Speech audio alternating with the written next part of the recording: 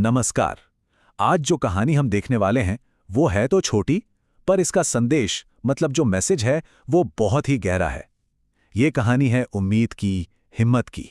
तो चलिए शुरू करते हैं। देखिए, बस ये एक लाइन और किसान की पूरी कहानी इसी में सिमट जाती है। एक तरफ है मुश्किल हालात, मतलब जमीन सूखी है, जेब में एक पैसा नहीं, और दूसरी तरफ है हिम्मत। ऐसी हिम्मत जो किसी पहाड़ की तरह अटल है। और बस यहीं से हमारी कहानी का असल संघर्ष शुरू होता है। तो सबसे पहले हिस्से में हम ये देखते हैं कि किसान आखिर किन मुश्किलों से और किस तरह के बाहरी दबाव से गुजर रहा था।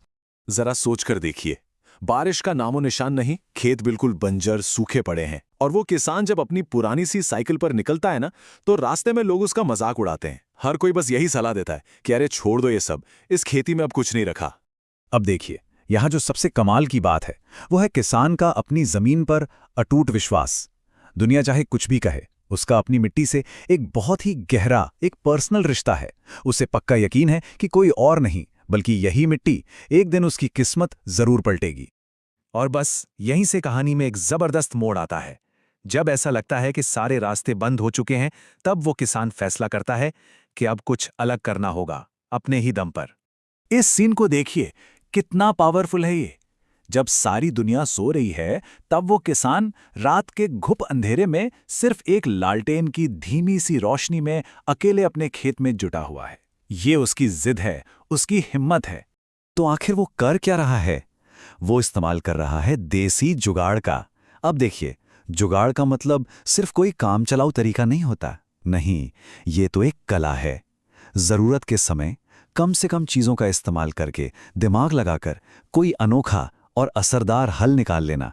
सही मायनों में ये मुश्किलों से लड़ने का एक जीनियस तरीका है। तो ये जो जुगाड़ था, इसके पीछे भी एक पूरी सोच थी, एक प्रोसेस था। पहला कदम पहचान। किसान ने अपनी प्रॉब्लम को ठीक से समझा कि खेत सूखा है। दूसरा संकल्प, उसने ठान लिया कि हालात चाहे जैसे भी हों, कुछ तो करना ही है। और तीसरा खोज, उसमें काम करने का एक बिल्कुल नया, एक इनोवेटिव तरीका ढूंढ निकाला। तो चलिए अब देखते हैं कि उस किसान की जिद का, उसके जुगाड़ का, उसकी मेहनत का नतीजा क्या निकला। ये स्लाइड इस बदलाव को एकदम साफ साफ दिखाती है।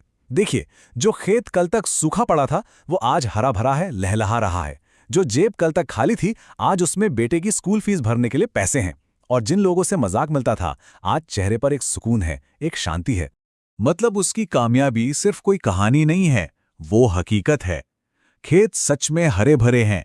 बच्चे की पढ़ाई की फिक्र अब खत्म हो गई है।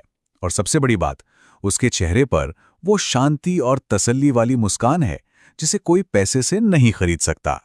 अब आते हैं इस कहानी के सबसे जरूरी सबक पर।